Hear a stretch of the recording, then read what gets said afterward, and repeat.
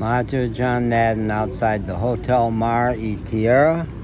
It is the real anchor of the hotels at this part of Veracruz, down by the marina. Very major port in Mexico.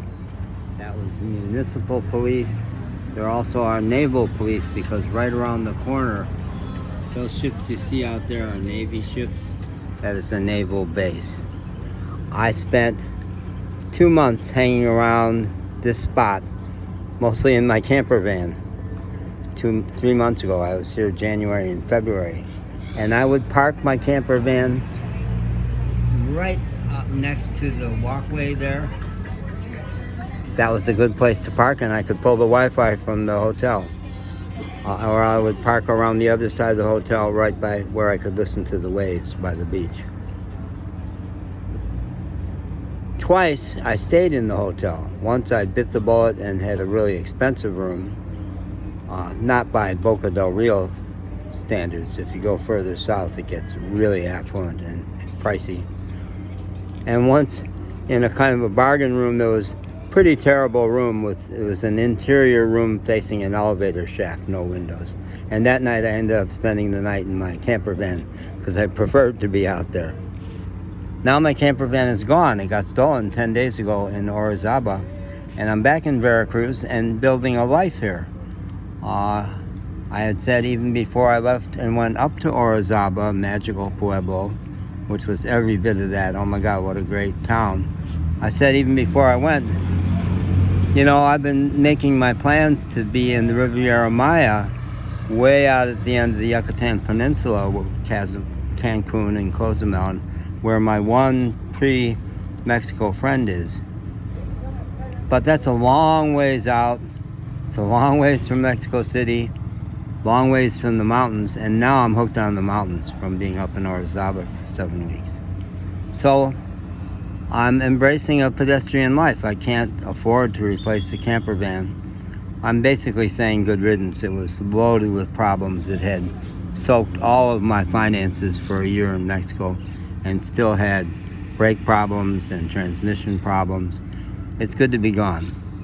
And life is circling around to help me create this new life. My best friends from back in this neighborhood have found me an apartment. Looks like it's open. The price is right. It's at 1/10 of my income. Rents are cheap in Mexico. And it's just a couple blocks from here and has view of the bay. My friend Roxana is today coming back from Xalapa, state capital, 3 hours from here, a city I also know very well. Specifically coming back earlier to help me meet her landlord today and maybe take occupancy today. I want to make a note about updating your files. This time around in May now in this hotel is not that time. And even if some of the players have not necessarily changed, my relationship with them has changed. That time, I'm a friend of the workers, always. Grew up real working class, and in my 16 years in Asheville, North Carolina, became the working class hero I had always been meant to be. Did not try to do my psychology work or my management consulting work. I did frontline customer service for 16 years and adored it, and wrote 2 different blogs about customer service and just had an absolute blast. So I'm a friend of the workers, and I'm a management consultant, and I know the way organizations work. And in my travels, when somebody, usually a frontline person at a Walmart, because Walmart was great for traveling in the U.S. because they would let you stay there all night. They had strong Wi-Fi, and I could get my propane cheap there. I learned to love Walmart as opposed to hating it. Not liking the corporation much. They don't pay their people right, but many of their people are wonderful. And although elites like me, the educated and middle-class folks, love to look down on Walmart shoppers all through the rural parts that I traveled in the U.S., Walmart shoppers were mostly salt of the earth people. And their staff often were great. Occasionally a manager sucked. And when that happened, I'd write a Google review attempting to redirect their career. Yeah. So I encountered not a bad manager, but a manager who did a bad thing here. I had stayed here all of 2 nights, but the staff loved me. Oh, there's that bird again. Did you see that bird over my shoulder? I think that's a kite. They are grand birds with huge wingspan. And I haven't seen them for quite a while. So I would hang out around the hotel when I was not a guest in the lobby using the very strong Wi-Fi and posting my videos to YouTube. I was friends with the general manager. He and I had some great talks. I had written an awesome Google review of the hotel, including photos of a bunch of the staff and an interview with the manager. There was reason to let me hang out there. And after the first week of January, which is still a big holiday time here, it's dead except for the weekends. So what's the harm with letting me hang out in the lobby when there's nobody else there? And I have a positive impact on staff and guests. I had some wonderful encounters with guests. But right before I left here in February, lovely, young, sharp, rising star front-end manager enforced a policy she didn't need to enforce, which is that if you're not a guest, you can't hang out in the lobby. It hurt my feelings and greatly inconvenienced me because I crank out videos faster than I can get them loaded to YouTube anyway. Well, things have changed this time around. Now I have a working cell phone. I didn't then. I only had one that would work only on Wi-Fi. There goes that kite again. I hope you saw it. Love that bird. I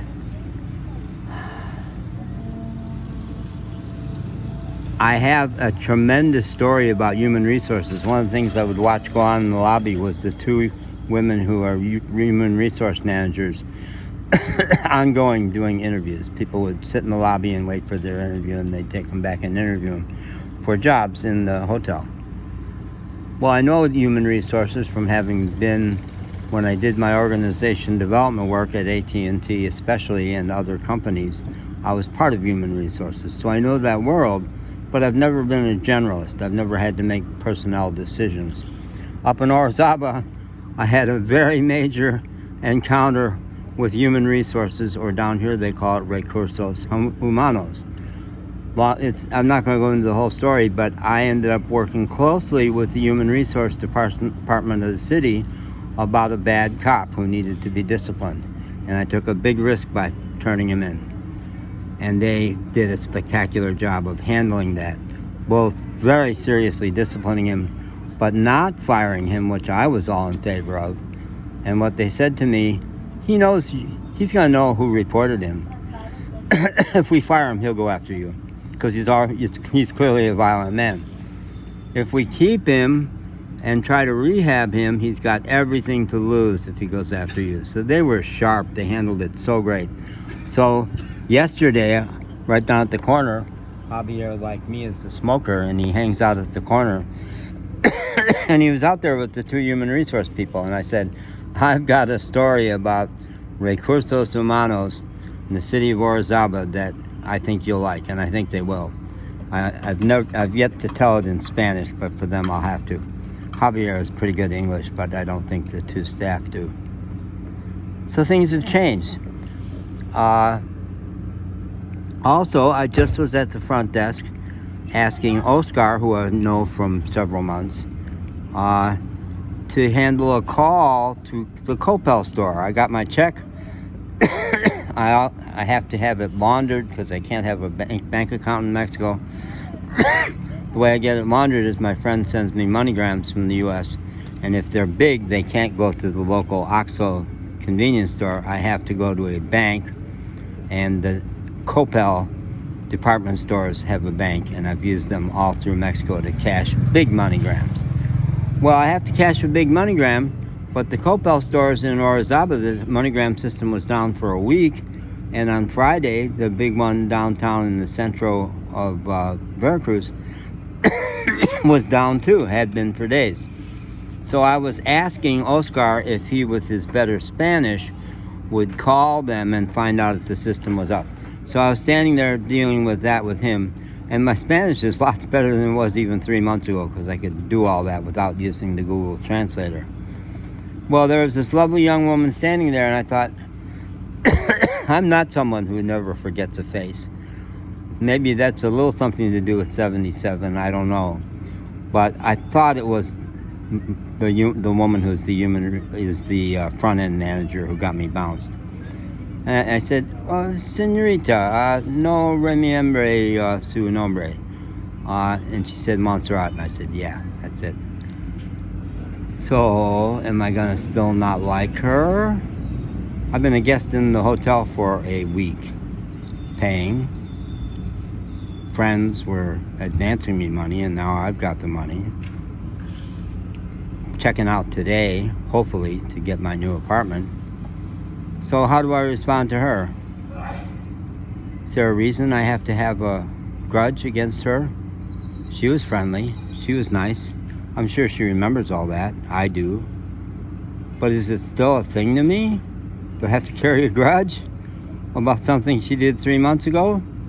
Yeah, I thought she was flexing her muscles and doing something unreasonable, and it's the kind of thing I hate. And in my career as a management consultant, I helped staff confront bosses when they were doing shit like that. But do I have to have a thing about it now? No. I thought she was pretty and very gracious, and probably respected my Spanish as I dealt with Oscar at the front, her person at the front desk. No, it's fine.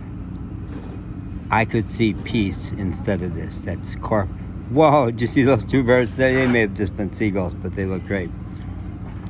Course in Miracles says that. We're always projecting, and often on bad data, old memories, old traumas. I don't still have trauma about that. No.